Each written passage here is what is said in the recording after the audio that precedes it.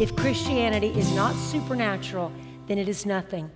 If the power of God is not so strong and active today as it was in the days of Stephen, the days of Christ, the days of Elijah, or the days of Daniel, then it's not a faith at all. We have to have the supernatural power of God. You got to experience God's power.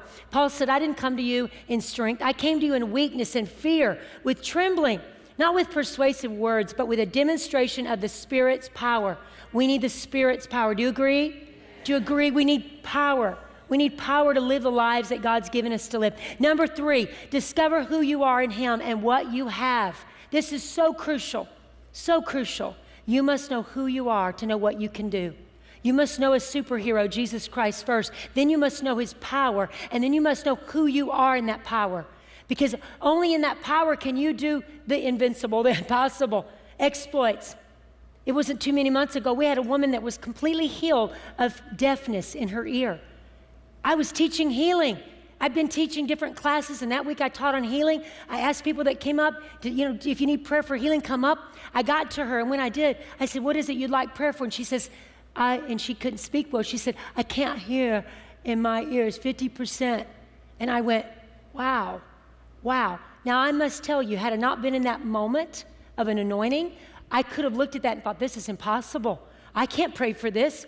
But let me tell you, not me, but the power of God came on me and in me and through me. It touched someone else. I laid hands on her ears and began to speak healing to her ears. She started screaming and just going, it was the most exciting thing. She was jumping out, screaming, grabbing me, picking me up, squeezing me, screaming again, listening again, talking. She said, I said, do you want to go tell Pastor Gary? Because we're all crying, she comes running in here. And I gave her in that class the weapons to fight her warfare, because all of us have to fight our own warfare. We can't just live in the shadow of someone else's victories, someone else's faith, someone else's grace. We've got to have it for ourselves. We've got to access it from God ourselves. We've got to have our own relationship with God. We've got to go in the booth ourselves and spend time in His presence, spend time in His Word, pray and seek Him, and let the power of God reside inside of us. So when we go out and we come upon a situation like that, someone receives their hearing. And today she's hearing 100%. Her mother has already lost all of her hearing. And so the doctors had told her she was going to be completely deaf. Her brother had already lost most of his hearing as well.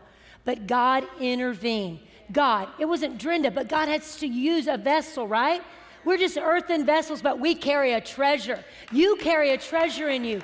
And that treasure is the hope of glory, the glory of God being invested in others' lives, other people being touched by His glory.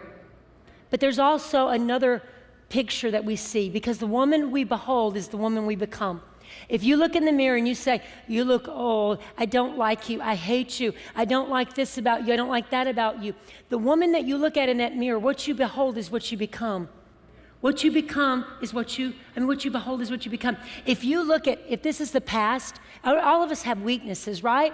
Is anybody here not have a weakness? Has anyone in here ever lived a perfect life besides Jesus? Am I the only one that's ever sinned in here? Am I the only one in here that's ever made serious mistakes, huge mistakes? All right, I've made plenty of my share. I could spend the rest of my life looking back on a mistake. I could spend the rest of my life looking back on an abortion, or I could spend the rest of my life looking at my sin. I could spend the rest of my life looking back on all kinds of things in the past. You could do the same thing. You could look back at sexual promiscuity or whatever it is that you've done, that secret that we all hide, right? That thing that we don't want anyone else to know that we did that's so horrible in our eyes. And we think, I can't come into church because I've done something worse than anyone else has ever done. Anybody, have you ever heard that before? No one has done the thing that I have done, the most horrible thing. We've all heard that. There's nothing new under the sun.